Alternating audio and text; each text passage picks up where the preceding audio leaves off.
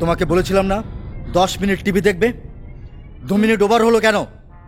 থাপ্পড় দিয়ে দাঁত কোটা ফেলে দেবো বেয়াদব। আম্মু, এই তুমি কি এইটুকু ছেলেকে কথায় কথায় মারতে চাও? তুমি চুপ করো। এখন থেকে চাপে রাখতে হবে, তা না হলে 2 দিন পর অন্য সব ছেলেদের মতো অমানুষ হবে। ভবিষ্যতে আমার সাথে চোখ রাঙিয়ে কথা বলবে, নেশা করবে, লেখাপড়া বাদ দিয়ে উচ্ছন্নে যাবে। এই জন্যে আমি ওকে টাইটে রাখি। এই তুমি বসে আছো কেন? যাও পড়তে যাও, যাও। তোমার মতো পাষাণ বাবা আমি জীবনও দেখিনি। দেখনি, দেখে নাও ছেলে সন্তান কিভাবে মানুষ করতে হয়। কিরে, কাঁদছিস আমি কেন? আমার বাপ দাদার কাছ থেকে তা শিখে এসেছি। আয়। আমরা টাইটে থাকতাম বলে আজ মানুষ হয়েছি। ভাইজান, তুমি আবার ওকে মেরেছো?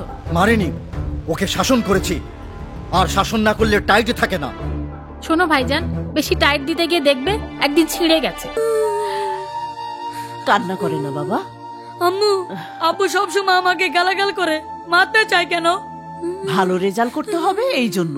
আমি তো পড়ি, ক্লাসের ফার্স্ট বয়, তবু আব্বু আমাকে একটু আদর করে না। এই জন্য তো তুমি ক্লাসের ফার্স্ট বয়। এই যে মোবাইলে তোমার জন্য একটা কার্টুন এনেছি, শুয়ে শুয়ে এটা দেখে একটু পরে পড়তে বসো। হ্যাঁ নাও, লক্ষ্মী বাবা।